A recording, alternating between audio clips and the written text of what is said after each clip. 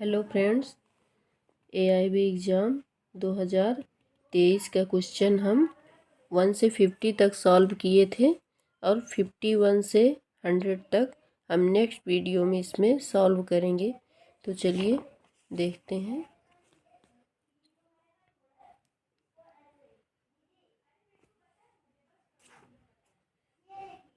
Fifty one में पहला question हमारा है, भारतीय संविधान के अनुच्छेद 301 के अनुसार किसी को उसकी संपत्ति से विधि के प्राधिकार से ही वंचित किया जाएगा, अन्यथा नहीं।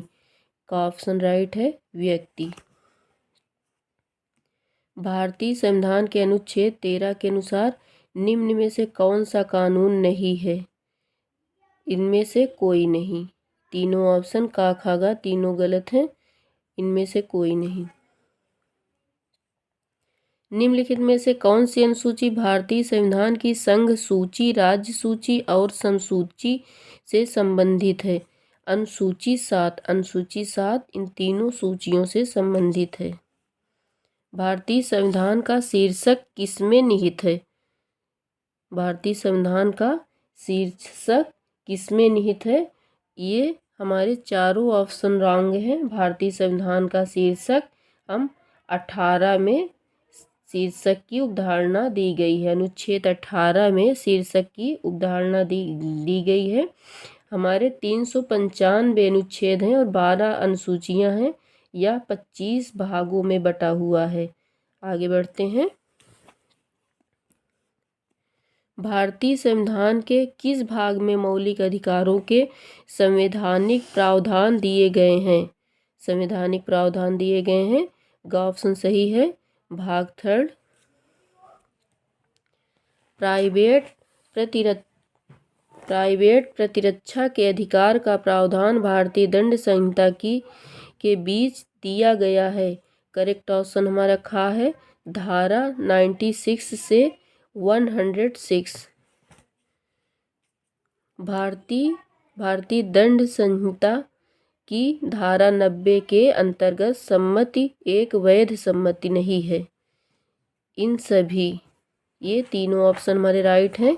यदि क्षति के भय या तथ्य की भ्रांति के अंतर्गत दी गई है, यदि विकृत चित्त के व्यक्ति द्वारा दी गई है, 12 वर्ष से कम आयु के बच्चे द्वारा दी गई है, इन सभी ये तीनों ऑप्शन राइट हैं।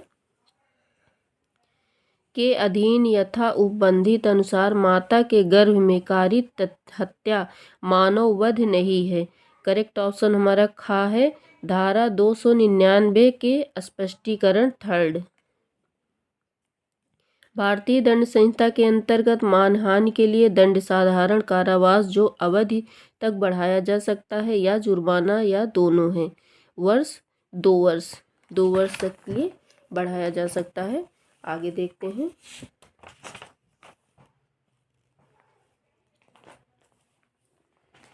महिला की मर्यादा भंग करने के आशय से उस पर हमला या आपराधिक बल प्रयोग भारतीय दंड संहिता के अंतर्गत किस प्रकार का अपराध है? ग ऑप्शन सही है, संज्ञेय और अजमानती। ए अग्नि शस्त्रों के साथ एक भवन के बाहर पुरुषों को तैनात करता है और जेड से कहता है कि वह जेड पर फायर करेंगे। यदि जेड भवन छोड़ने पर प्रयत्न करता है, ए किस लिए दोषी है? दोनों सदोष परिरोध और सदोष अवरोध दोनों। दंड प्रक्रिया संहिता के अध्याय 1 से I के अंतर्गत तर्क सौदे के प्रावधान प्रयोज्य नहीं है यदि अपराध से कम आयु के बच्चे के विरुद्ध किया गया है। 14 वर्ष। ऑप्शन सही है, 14 वर्ष। भारतीय दंड संहिता की धारा 82 और 83 के अंतर्गत एक उप अपराध दंडनीय है यदि यह बालक द्वारा किया गया है। करेक्ट ऑप्शन हमारा है खा 7 वर्ष से ज़्यादा परंतु 12 वर्ष से कम आयु के जिसने पर्याप्त परिपक्वता और समझ प्राप्त कर ली है, ऐसे को बालक द्वारा किया गया है तो उसे हम अपराध दंडनीय है। दंडदायित्व की जो आवश्यकताओं शर्तों के नाम दीजिए। दंडदायित्व की 2 आवश्यकता शर्तों के नाम दीजिए। दोषी मन और अवैध कार्य। दंड प्रक्रिया संहिता 1973 की कौन सी धाराएं उपस्थित की बाध्यता के आदेशिकाओं से संबंधित हैं? धारा 61 से 19। किस अपराध के लिए एक पुलिस ऑफिसर एक व्यक्ति को बिना वारंट के गिरफ्तार कर सकता है? संज्ञेय अपराध। आगे देखते हैं। परिवाद पर संस्थित समनी विचारणवाद में जहां अभियुक्त पर समन जारी किया गया, वादी की अनुपस्थिति या मृत्यु में अभियुक्त को दोष मुक्ति मिलेगी। करेक्ट ऑप्शन हमारा खा है। मान लीजिए कि FIR स्टेशन हाउस ऑफिसर ने पंजीकृत नहीं की है, परिवाद के पास क्या विकल्प है? करेक्ट ऑप्शन दोनों पुलिस अधीक्षक से संपर्क करना और निजी शिकायत दर्ज करके मजिस्ट्रेट से संपर्क करना।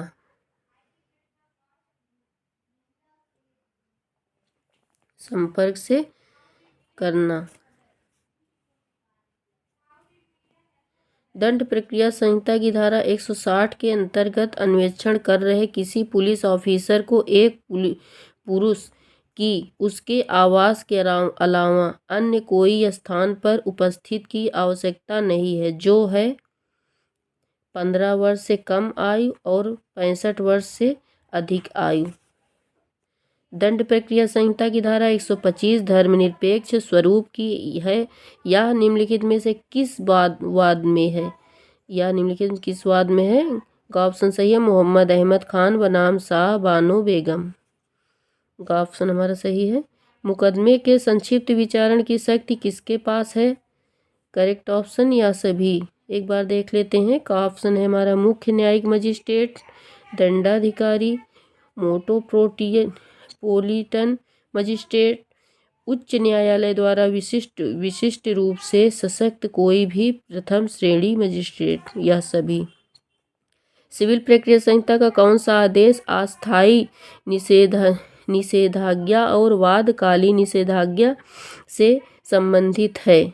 इसमें करेक्ट ऑप्शन हमारा खा है। खा वाला ये आदेश हमारा करेक्ट है।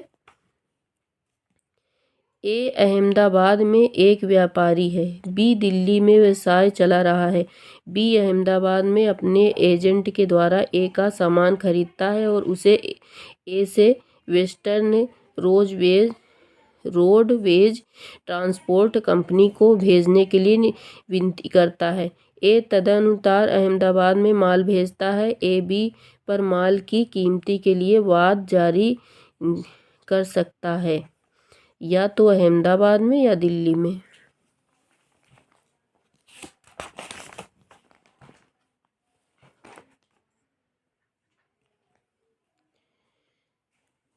सेवेंटी 74 हमारा क्वेश्चन। सिविल प्रक्रिया संहिता के निम्नलिखित में से कौन सी धारा रेस जुडिशिएटा प्रांगन्याय की संकल्पना से संबंधित है? धारा 11।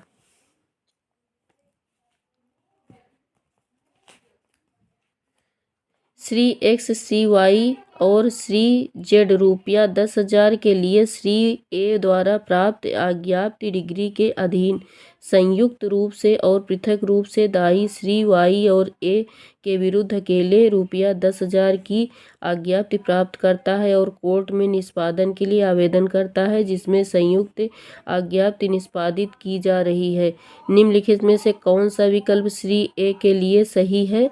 करेक्ट ऑप्शन हमारा है का श्री ए आदेश एक्साइज नियम 18 के अंतर्गत उसकी संयुक्त आज्ञप्ति को प्रति आज्ञप्ति के रूप में मानेगा। आज्ञप्ति को हम डिग्री के भी कहते हैं, तो ये इस आज्ञप्ति के रूप में मानेगा। डिक्री जिसे हम डिक्री कहते हैं उसे हम आज्ञाप्ति भी कहते हैं। ए, बी और सी संयुक्त हिंदू परिवार के सहदायभागी हैं। वह संयुक्त रूप से वाई के पक्ष में एक बंधक निष्पादित करते हैं। वाई इन सभी के विरुद्ध वाद दायर करता है। सी को सम्मन दिया जाता है परंतु ए और बी को नहीं। इनमें से कोई हाजिर नहीं रहता और सभी के विरुद्ध एक पक्षीय आज्ञाप्ति या डिक्री पारित की जाती है। ए और बी एक पक्षीय डिक्री को खारिज करने के लिए आवेदन करते हैं। इनके विरुद्ध डिक्री खारिज की जाएगी। इनके विरुद्ध डिक्री खारिज की जाएगी। करेक्ट ऑप्शन हमारा ए, बी और सी। ए और बी और सी के विरुद्ध डिक्री खारिज की जाएगी। यदि कोई शपथ पत्र पर न्यायालय के समक्ष झूठ बोलता है तो इससे अधिवक्ताओं द्वारा कैसे निपटा जा सकता है? शपथ भंग आवेदन दर्ज किया जा सकता है। का ऑप्शन हमारा सही है। फरार व्यक्ति के लिए उद्घोषणा निम्नानुसार प्रकाशित की जाएगी। इसमें करेक्ट ऑप्शन हमारा घ है। सभी पहला, दूसरा, तीसरा, चौथा सही है। ये पहला, दूसरा, तीसरा, चौथा ऑप्शन सही है। इसको देख लीजिए। उस ग्राम नगर के जिसमें व्यक्ति सामान्य निवास करता है सहज दृश्य भाग में पढ़ी जाएगी। उस गृह या निवास स्थान जिसमें सामान्यतः निवास करता है और या इस नगर या गांव के सहज दृश्य भाग में चस्पा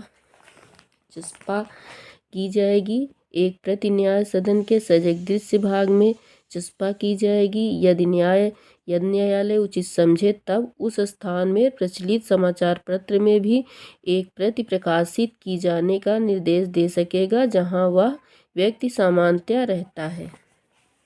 आगे देखते हैं।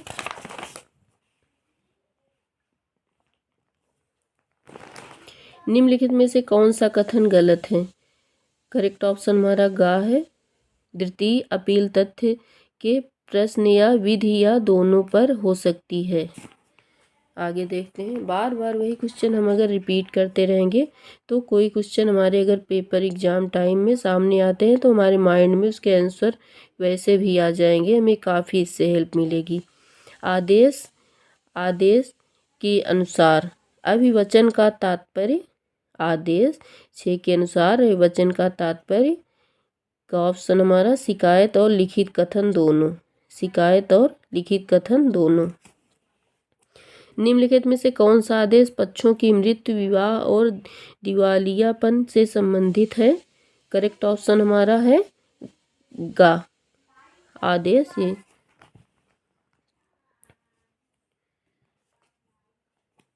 साक्ष्य अधिनियम की किस धारा में रेस ग्रेजे सुसंगत तथ्य?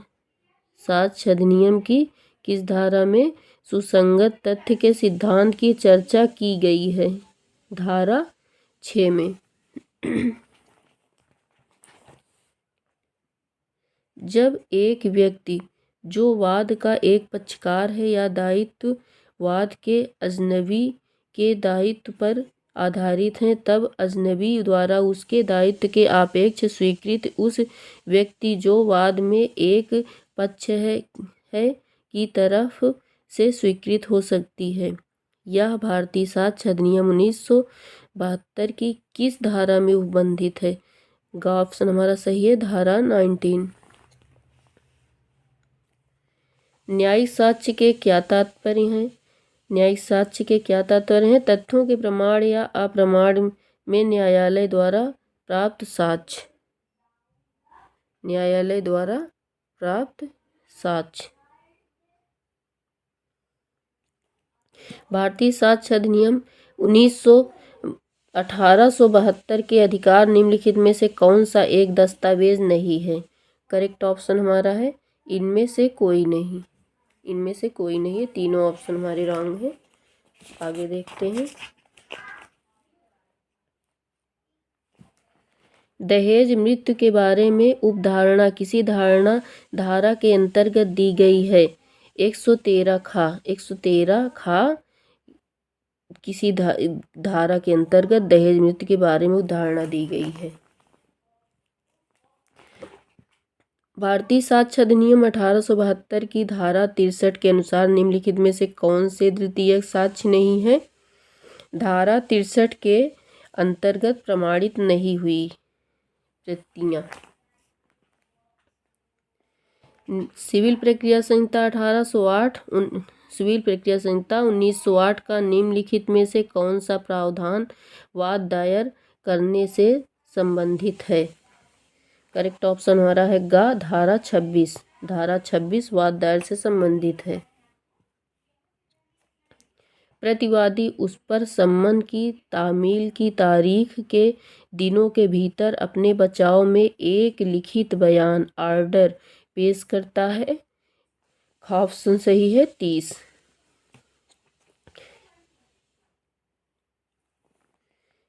विवाचक प्राधिकरण प्रक्रिया के नियम के निर्धारण में द्वारा आबद्ध नहीं होगा। करेक्ट ऑप्शन हमारा है घ दोनों। सिविल प्रक्रिया संहिता 1908 और भारतीय साक्ष्य अधिनियम 1872। मध्यस्थता और सुलह अधिनियम 1996 में निम्नलिखित में से कौन सी धारा मध्यस्थता करार से संबंधित है? धारा 7। धारा 7 इस मध्यस्थता करार से संबंधित है।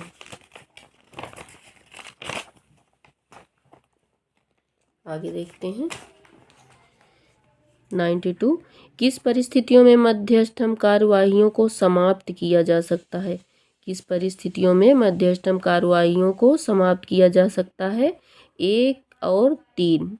1 और 3 देखते हैं। अंतिम विवाचक पंचाट, जहां पर मध्यस्थम प्राधिकरण ने समाप्ति के लिए आदेश जारी किया हो। 1 और 3 ऑप्शन हमारे सही हैं।